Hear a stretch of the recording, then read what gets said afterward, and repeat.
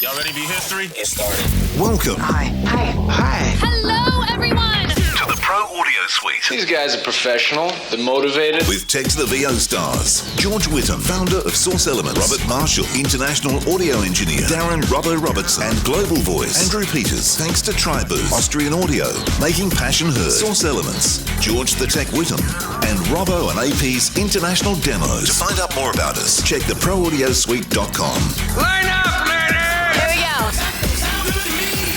And don't forget the code TRIPAP200 to get $200 off your Tribooth. This week we have a guest. He hasn't as many kids as Robbo. Not as cute as Robert. Not as smart as George. But he's one of us, and that counts for something. Would you please welcome the marketing guru, Marc Scott. How you doing, Marc? I see what you did there. Yeah. I totally caught what you did there. Somebody's been listening to my podcast and playing off my opener. Who would do that? Exactly. Really? He's a cheeky monkey, isn't he? Look at you guys doing your research. I Yeah. appreciate it. I know. We go out of our way. Pleasure. We do work hard. We do. We do indeed. Don't speak for yourself. I just show up. Yeah. Actually, I was lying before. I'm the same. Yeah. But, Yeah. Yeah.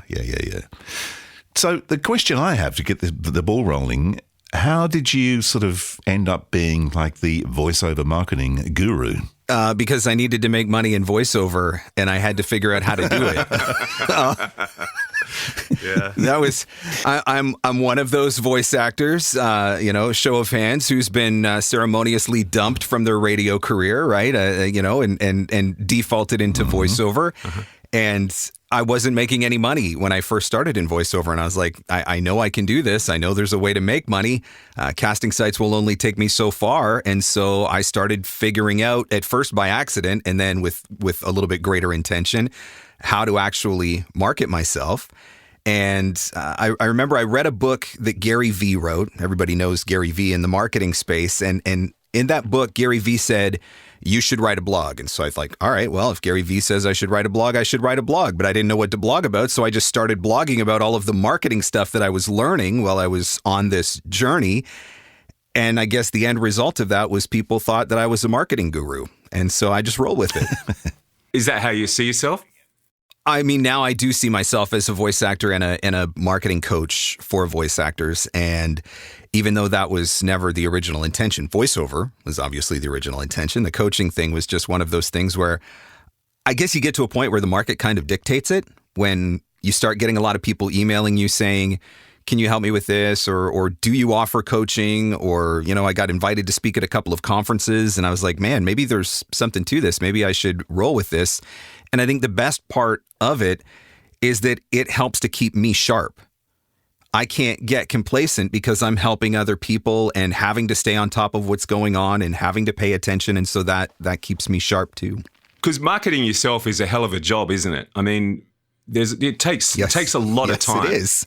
Is that something that you sort of, as part of your coaching, you're teaching people, is how to best use their time as well to fit all this stuff in, to run a database and to do prospecting and to send emails? And are you sort of helping them with their time on that as well? Well, I mean, the thing that I always joke about is people ask me, how many marketing emails should I be sending? And my response is, what you're really asking me is, what is the minimum amount of marketing that I can do and still get away with it? Which is because this is not what voice actors want to do, right? They sign up to be in the booth and do the recording.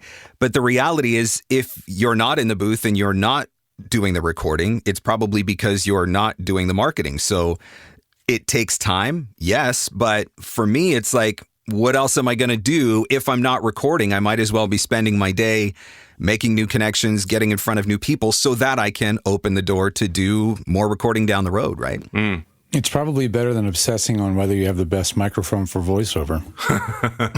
Yeah, I think so. Yeah. It's much better use of your time. I can tell you. Yeah. Well, because marketing's something that, I mean, I'm basing my assumptions here on the Australian market, but 20 years ago, a voiceover artist marketing themselves was unheard of because you had an agent and they pretty much did all that for you. So it's only a sort of recent thing Do you find that maybe that's part of the issue, is that voiceover artists in general have only just recently been thrown into this situation and they're madly trying to figure it out without really anyone to sort of base their marketing strategy on or whatever? Do you find that maybe we're all a bit new to this? It might be an oversimplification, but I think looking out at the macro level, I think there's probably 3 different classes of voice actors. There's the voiceover veterans who were around in the glory days of voiceover when it was all agents and in studio, and your agents did everything for you and they brought you in studio. And obviously the industry still exists like that in certain areas, but not in a lot of areas anymore. Then there was a group of voice actors who kind of came in during what I call the glory days of online casting. And so for them, it meant signing up for a pay-to-play membership, submitting auditions on pay-to-play, and maybe they had an agent or 2 as well. And for voice actors that have come in, we'll say the COVID era voice actors, the glory days of online casting are over. It's not really a sustainable way to build a full-time business. Obviously, the agent model has shifted a ton. And so I think those voice actors are more in tune with the fact that marketing is how this gets done. And I think that I came in the glory days of online casting and I was in denial for a while. But when I started seeing things change on the pay to play, I knew, okay, I got to figure out a better way. And I don't happen to live in a New York or an LA or a Chicago where the full agent model may still work for some people. And so I do think that for a lot of voice actors, they're creatives. They operate from the creative side of their brain. They want to be in the booth doing creative things. And marketing, I think, comes from the other side of the brain. And so it's not a natural fit. And that's why they don't think about it initially. It's why they don't necessarily want to do it. Can't blame them for that either. But it opened up the door for somebody like me to be able to come in and help them with it because I'm actually not a creative. So I operate from the business side of my brain first. Yeah. It's interesting, though, because winding the clock back, I remember when I, like you, finished my radio career and moved to Melbourne 25 years ago. I got into voiceover, got an agent, and I was, sort of started working, but it was a slow thing. And I walked into a studio one day and I remember sitting and waiting to go in. They had no idea who I was. They just had a name on a piece of paper that I was coming in to do a voice. But I watched the way they communicated with the talent that was leaving. And it was like, hey, see you, Matt, blah, blah, blah, whatever. It was all like, face to face. They knew each other. And I thought there's got to be a way of shortcutting this so I can actually become visible to them as opposed to just being a name on a piece of paper. So I went out and found a photographer and I got a whole bunch of shots taken. And the brief was there were certain colours that I wanted to do, but I wanted to make it look like I was releasing an album on a CD and I was the singer. So I was the artist on the front cover, which I did. And so I produced all these videos, which in those days was VHS for on-camera stuff. I did a bunch of CDs with this picture on it. And it was an immediate shortcut because I just did went to every studio, dropped these kits off with, like my demo and all that kind of stuff. And it was amazing when I walked in, they knew who I was because on their desk was my photograph on the CD. And everybody else just had their name and a contact number. I was going to say at that point in time, probably nobody else was doing that. So it makes it so much easier for you to stand out, right? That's how you get noticed. Yeah. And it worked. It was an immediate shortcut. I probably saved about 6 months of, traipsing around the studios. Yeah, for sure. Is there an online equivalent of that today, do you reckon, Mark? Or is it just a slow slog? I mean, social media is I wouldn't call it a shortcut. Can you get lucky on social media if you find the right audience or hit the right niche or do the right thing? Of course, I've seen many voice actors who have gone viral on TikTok or on YouTube or on Instagram, and that has led to opportunities. I wouldn't say that it's necessarily the norm for it to happen quickly, but I do think that if you use some of those tools consistently over time, you start to build a following, you start to get recognition, and people start to notice who you are and pay a little bit more attention. Yeah, I can tell you from someone who started his business at the beginning of social media, it's been a very, very long slog. Because you do just spend time building up a brand and a name recognition and establishing yourself as an authority on the subject of something. So, it's a way to do it. it's definitely not the fastest, I would say. Yeah. I would say now, I don't know that I would release the VHS, but I would say that there's a full circle coming around. Like, I've had some success doing things like postcards because everybody else is doing email and inbox and social media, and nobody's sending anything through the mail anymore. And so that's one of the ways that you stand out. So walking into a studio today and dropping off a package, nobody's doing that again now because everybody's doing email and social media. So there might be a full circle opportunity to kind of jump the line a little bit in that regard. Will that be the next episode of your podcast, Mark? Yeah, maybe I'll bring you guys on the show and we'll talk through that one. Yeah. As far as countries are concerned, do you find the attitude towards marketing changes depending on which country you're marketing yourself into? I don't know if the attitude changes as much. I think maybe the platforms change a little bit. Like, for example, I've got some clients in South America who don't do email at all. Everything happens on WhatsApp. And so if you're emailing them and they're not responding to you, that's why, because they don't actually operate on their inbox. They operate out of WhatsApp. And so that's a little bit different. I think the whole North American 24/7 hustle culture, I don't think that necessarily plays the same way in certain European markets where they actually take time off and leave the office and, end their workday. And so, Yes. if you're dropping marketing emails in their inbox at 8 or 9 o'clock at night or whatever, I don't know that necessarily lands. But so I think there's little things, little nuances maybe from country to country, region to region. But at the end of the day, we're all trying to accomplish the same thing. We want people to hear our voice. And if our demos are great, then hopefully that does the selling for us. Yeah. Well, talking about email, I've heard you mention a couple of times that hearing no is actually a good thing. Do you want to explain that to people who maybe haven't heard you talk about this before? I think that when we're sending out our marketing emails, we want everybody to say yes, and we want everybody to hire us, and we want every email that we send to be a potential opportunity. And so when we get that rejection, our natural instinct is to take it as, I must not be any good, or maybe my demos aren't good enough, or maybe my studio stinks. I need to call George, whatever, right? We start to go into all of this negative spiral of everything that's wrong with us, when the reality is maybe they don't use voice actors, or maybe they've already got a full roster, or maybe there's just nothing that fits your voice, or whatever, right? There's 1,000 reasons why they don't need you. Only one of those reasons is they didn't like you. But by them just telling you no straight up, now you know. So you don't have to put any more effort into building a relationship with that person going forward. And so much of marketing is building relationships. I would rather devote my time, my effort, my energy to building relationships with people who are potentially going to hire me than spending it on somebody who was never going to hire me in the first place. So the sooner they tell me no, I'm not interested, the better it is for me in that regard, because I can devote more time to better prospects. Yeah. Kind of the same thing as like unsubscribes. Like whenever I send out an email campaign, there's a certain percentages of unsubscribes, maybe 0.5%. But I used to be like, oh man, people don't want to hear it. And it's like, no, that's good. Yeah. Now you've weeded it down. Now the ones that are left are the ones that really do want to hear from you. And that lets you know people that's actually so true. hear from you because they're telling you they don't want to hear from you. It's not a bad thing. When I started building my email list, I took it so personal. Like, I wanted to call up every person who unsubscribed and be like, did I say something wrong? I'm so sorry. What, right? Like, you don't want that rejection, right? But now the unsubscribe is a gift in that sense, because now you know that's somebody who was never going to work with you anyway. So focus your attentions somewhere else.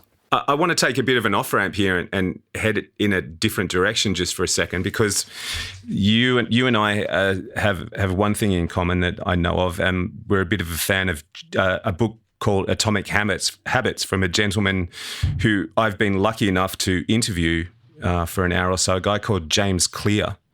And his book talks about how micro habits can actually change our lives. Just little things that we do every day that become a habit can actually change our business, our family life, our anything that you want to change, really.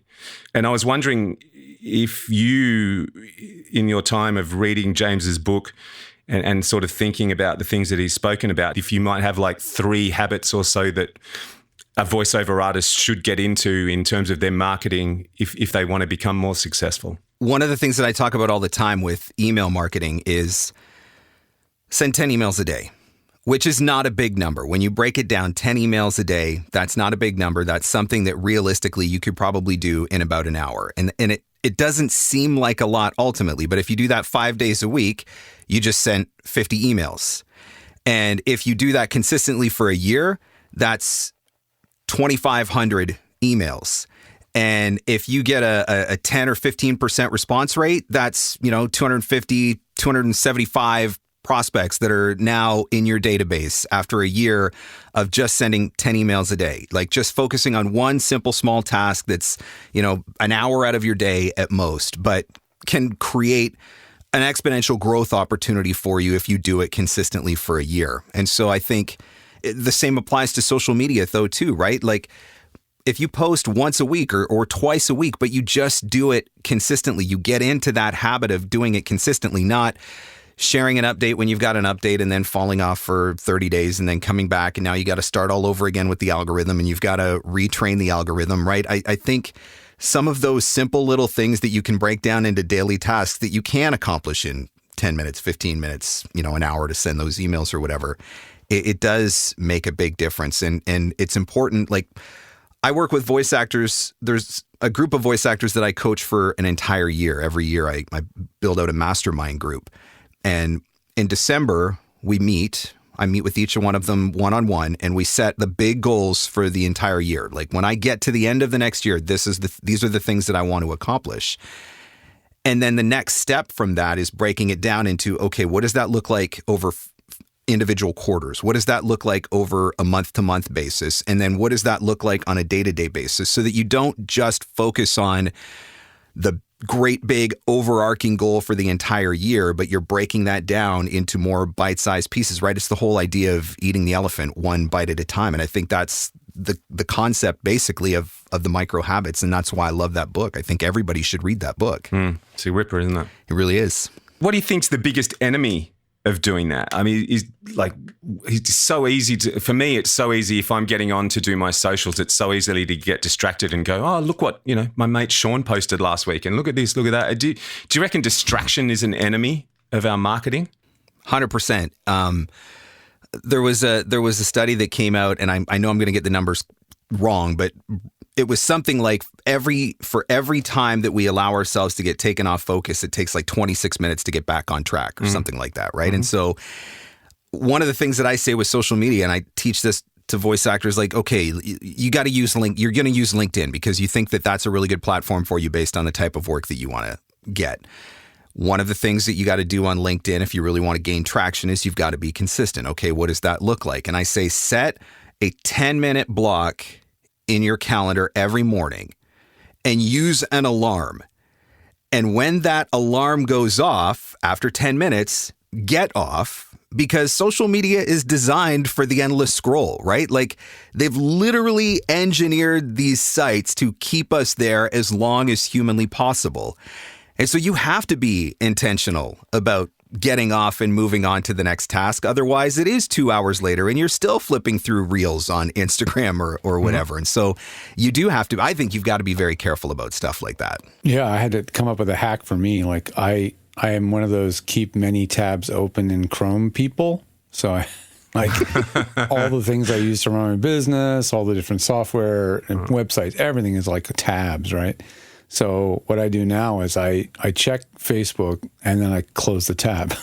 And so it's just that one little thing keeps it from looking at me and taunting me to click on it because it's just not there. And that's my little hack. James Clear would be proud of you, mate. That's an atomic habit. So often during the day, my phone is not in my office because it's too easy, right? It's too easy.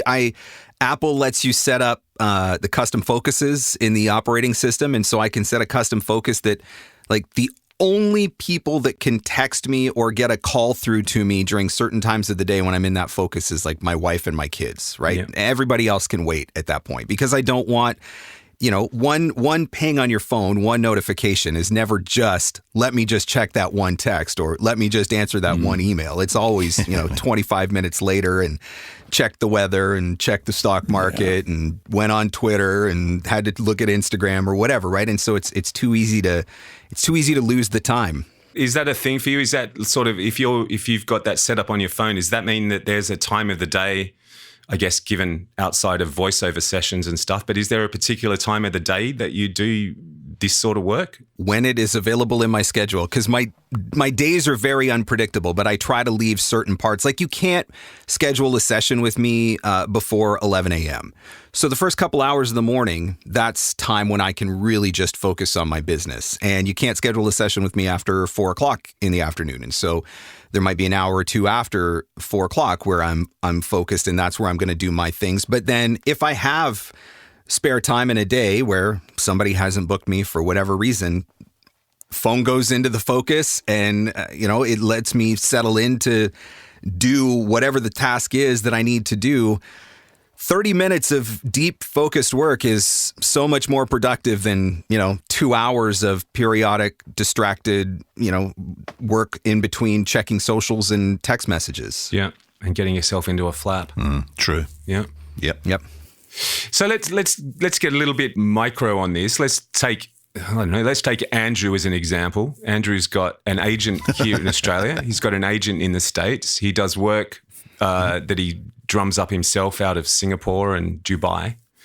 What should a media strategy for someone like Andrew, and I'm not asking you to give him a freebie here, but what, in general terms, what sort of things should Andrew be thinking about if he's going to go out there now and market himself and drum up some more work? What kind of work is Andrew looking for? That's a very good question. Probably particular genre?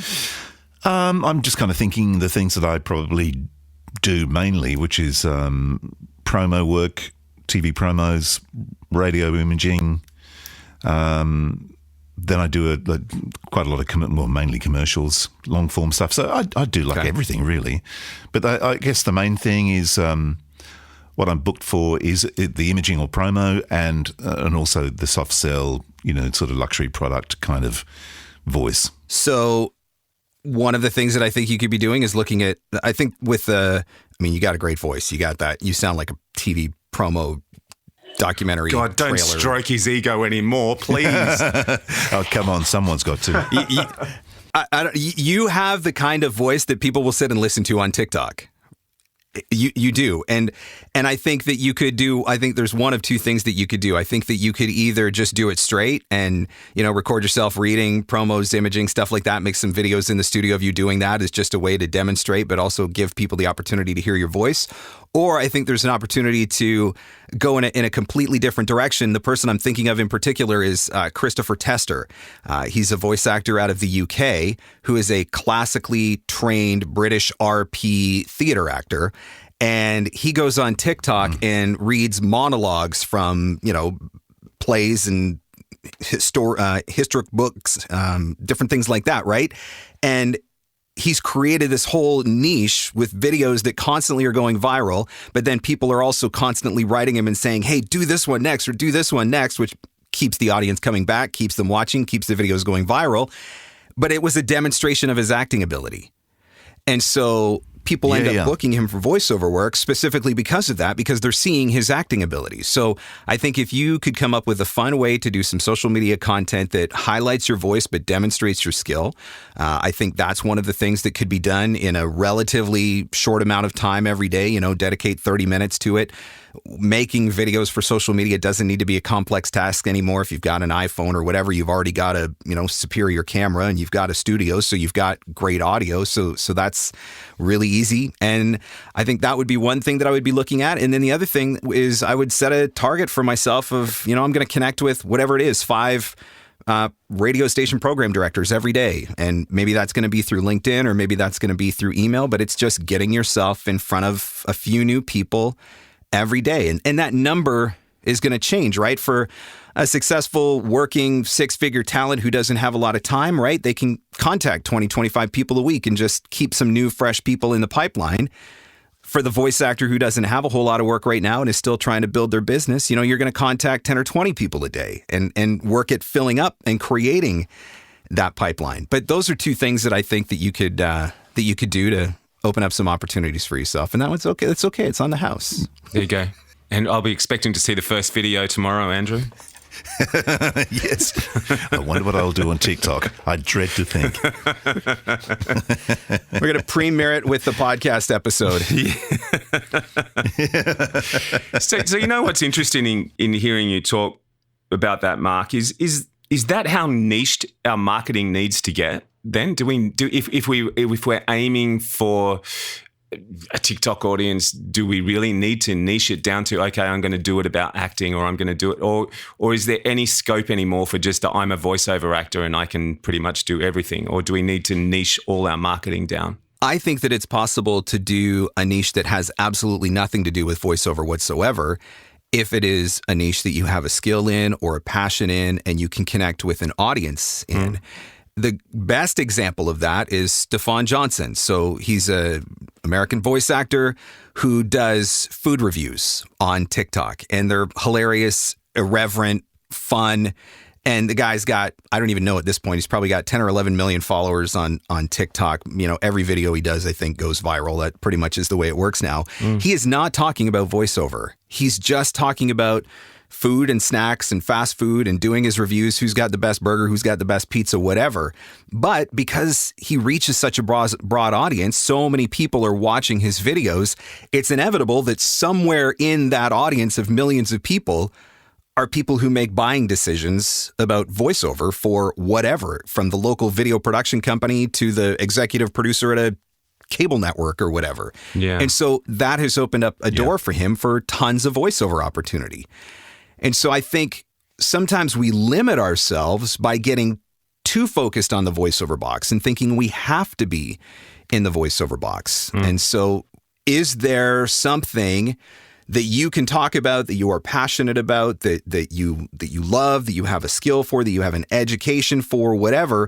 Is there a way that you could create content around that highlights your voice still, or highlights your narration skill or your acting skill or whatever? It doesn't specifically have to do with voiceover, but I think the two tie themselves together eventually. Now, people out there are going to go, oh, it's all right for you, Mark. You know, you've been doing this for a while now. You know, you've got it down pat. I'm just a lowly little voiceover artist sitting in my home studio. I have no idea where to start. Would your advice be just bite the bullet and start? Yeah, because your first video is not going to be your best video. The first email that you send is not going to be the best email that you send. The first social media post that you create is not going to be the best, but you've got to get the first one out of the way to get to the next one, which is going to be a little better. And the one after that, it's going to be a little better. Honestly, if I go back to, let's say 2008, 9, 10, somewhere in there, when I first started doing a little bit of email marketing, it is honestly an act of God that I ever booked a voiceover at all, because I can go back and look at some of those early emails and be like, what the heck? I didn't have a clue what I was doing, but I was just doing it. And then learning as I went, getting incrementally better. And that's what opens up the door to, you know, more opportunity down the road. And so, yeah, I think it's really easy to get perfection paralysis, right? I've got to have everything lined up before. I got to have the perfect camera, the perfect audio, the perfect studio, the perfect backdrop before I can make my first video. Or I've got to have the exact formula worked out for the ultimate marketing email before I can ever send the first marketing email. And we let that become a crutch or an excuse that keeps us from just doing the thing. When the reality is, it's just like voiceover. My guess is, and you guys could probably attest to this, your first time in the booth and your 100th time in the booth, I'm hoping on the 100th time you were better. You get in your reps and you get better over time. Yeah. So, George, I know you're deep in marketing George the Tech at the moment. Is there anything you reckon Mark could? I'm writing virtual postcards on a website right now. Are you? So you're deeply engrossed in this interview then, George, I can see. Yeah, but I'm thinking that postcard idea is an absolute cracker. Yeah, I mean, I just received a postcard from a consultant who's doing some financial consulting for me, like a financial planner type person. And, you know, I was like, oh, I haven't gotten a handwritten thank you card in the mail in a really long time. And in this case, it looks legitimately like she legitimately hand wrote this card and sent it to me. Yep. And I thought, man, if she's got time to do that, I mean, we have time to do that. Now, my handwriting sucks. It just does. And I could pay my assistant to write these cards, which I might consider doing. And there's also these websites where you can do quote unquote handwritten postcards and send them out. And they mail them for you and they print them and they do all that stuff. So it's something I'm considering trying. And then in those postcards, having a little coupon code for a please come back. And using, but I have been in absolute hardcore full court press marketing mode for the last 3 months for George the Tech. Like just, you say when you're not working, you need to be marketing, and, sales really slumped in the summer this year for us. And I was like, okay, I can either get really frustrated and figure out ways to just start cutting costs and slowing things down, or really just go for it hardcore with, in my case, the thing I've been really ramping up is affiliate marketing. And, that's been Smart. where I've been focusing my energy. And, I've got some great advisors around me. I talk to my own marketing and strategist person almost every single week. And I need that accountability, someone to follow up with me, someone to tell me, hey, we had that meeting and I told you to do all this stuff, so go do it. Because it's an insane undertaking to run this business, keep everything functional, still keep my clients happy and on time, and keep all the marketing and the biz dev all going. And that's what I've been doing the last few months. It's just, it actually, I started to realize that I'm actually kind of enjoying doing more biz dev. And the shift of my time, of my day it's legitimately shifted. I don't do as much billable time as I used to, but we have other people doing more billable time, and that's awesome.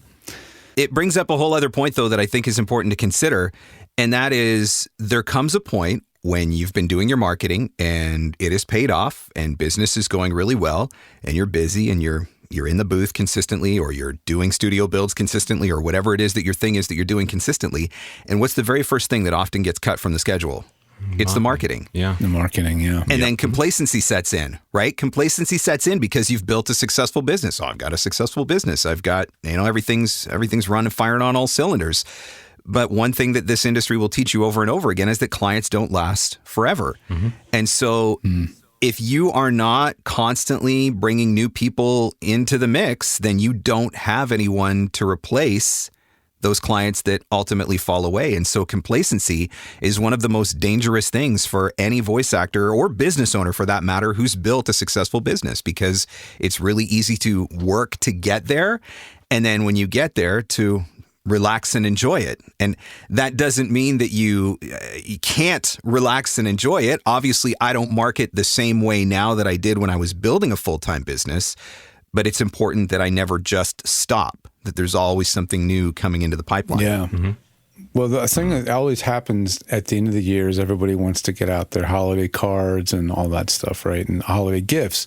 Mm-hmm. And the problem with the holidays is it's too damn busy to do all that stuff, right? It's like by the time you're thinking about it's time to be doing my holiday stuff, now work is like firing all cylinders. You're really, really, cooking. And that seems to happen almost every year for me. And how do you decide, and, again, not expecting an extremely specific answer, but how do you decide about gifting? Because I know some folks and actors and myself included, some of your clients spent more with you than others this year or over the last 5 years. Yep. So how do you, is it very simple mathematics? You just look and say, okay, someone spent more than X, I'm going to give them X. Is that kind of how you look at it? Honestly, it's something that I don't do a ton of. And one of the reasons why is because there are so many potential pitfalls. And I guess it depends on where you're working. I do a lot of work for corporate, right? It's a lot of corporate and e-learning and stuff. So it's a lot of corporations. There's a lot of rules around gifting. And you can actually get yourself into trouble doing that. And so it's not something that I do a lot of, but I do always make sure I make a point of sending thank you cards, or, letting them know that I appreciate them and all of that sort of stuff. And so I do think that there's something to be said for that. I was going to mention too, you got me thinking, because you mentioned about the holidays and it's such a busy time. everybody's doing marketing over Christmas and New Year's, or, Cyber Monday, Black Friday, blah, blah, blah. One of the most successful sales that I ever ran for my coaching was on Groundhog's Day. I ran a Groundhog's Day sale because who the heck runs a Groundhog's Day sale? And so when every other voiceover organization is running a July 4th sale or a Labor Day sale or a Black Friday sale or whatever, I was like, I'm gonna do a Groundhog Day sale and see how that goes. And I had no competition on that day. And so that's a little bit outside of the box when you're thinking about, so can you look, there's a national day for everything, George, and Uncle Roy posts them every day on his Facebook. I think there's a national day for everything. You need to find a national day for something that is related to audio, sound, studio, microphone, whatever, and let that be your big marketing push day. When nobody else is thinking about it or nobody else is doing it. Own that day instead of trying to compete with all the noise on a Black Friday or a Cyber Monday or whatever. Don't talk about Uncle Roy around AP. He's got huge marketing issues with Uncle Roy. But yeah, I mean, that whole top of mind, that Uncle Roy thing, that whole top of mind thing that Uncle Roy does with that, finding literally a reason to every single day post something it's a smart idea. It's top of mind.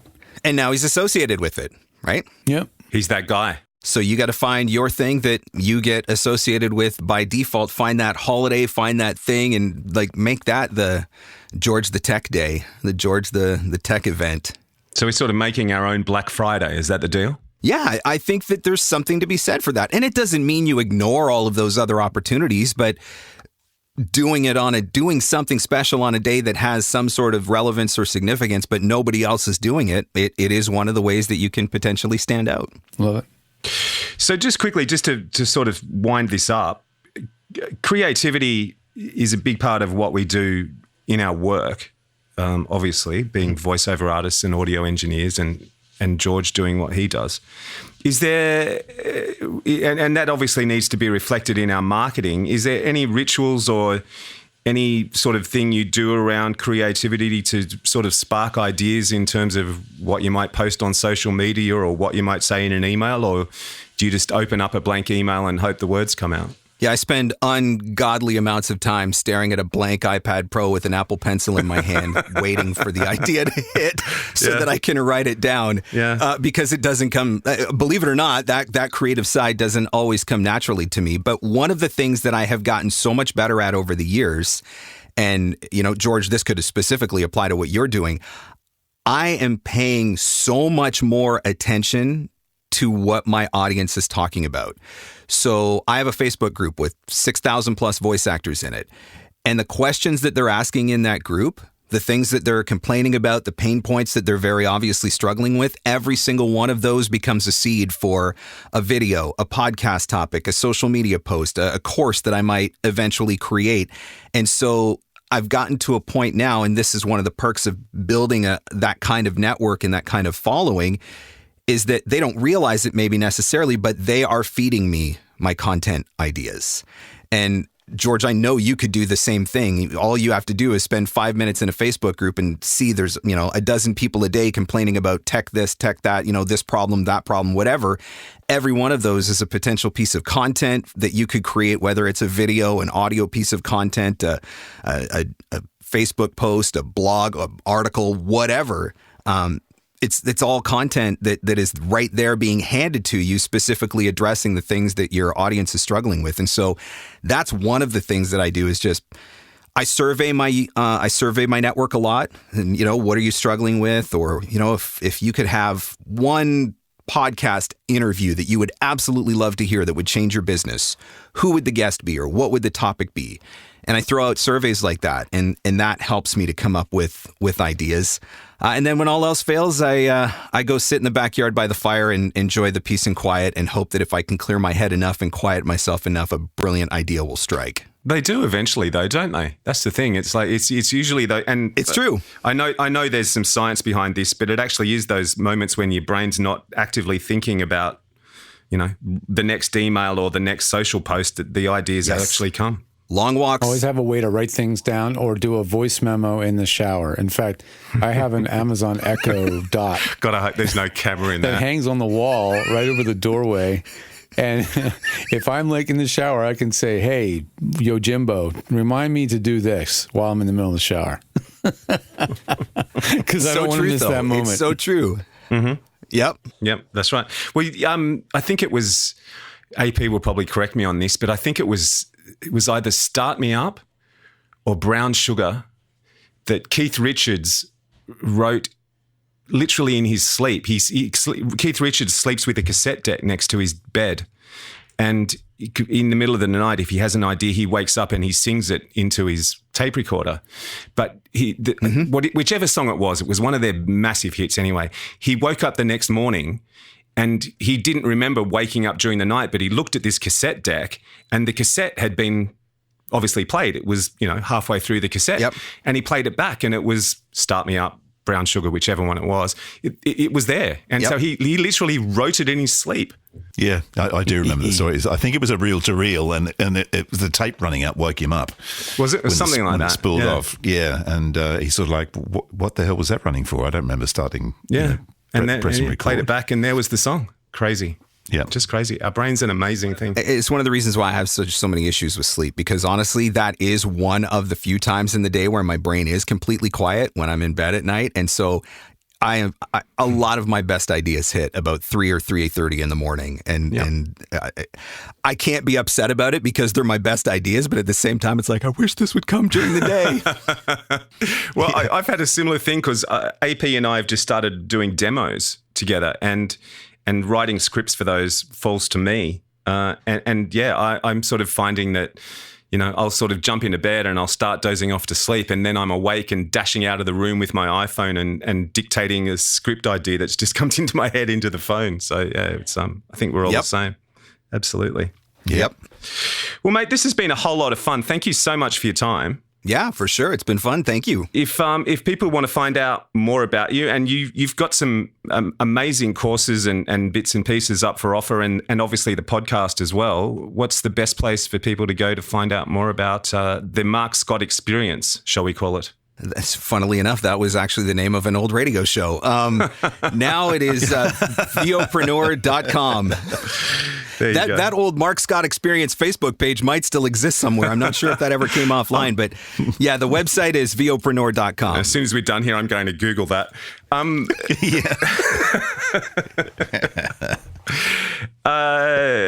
Shit, I was going to say something and now it's gone out of my head. It'll come to you at 3 a.m. Yeah, it'll come to me in the morning. I'll give you a call. Let you know. All right. Best of luck with the Red Sox. I hope they get better for you, mate. Well, I mean, there's nowhere to go when you're at the bottom but up, right? So this is true. Well, that was fun. Is it over? The Pro Audio Suite, with thanks to Tribooth and Austrian Audio. Recorded using Source Connect. Edited by Andrew Peters and mixed by Robbo. Got your own audio issues? Just ask Robbo.com. With tech support from George the Tech Whittam. Don't forget to subscribe to the show and join in the conversation on our Facebook group. To leave a comment, suggest a topic, or just say g'day, drop us a note at our website, theproaudiosuite.com.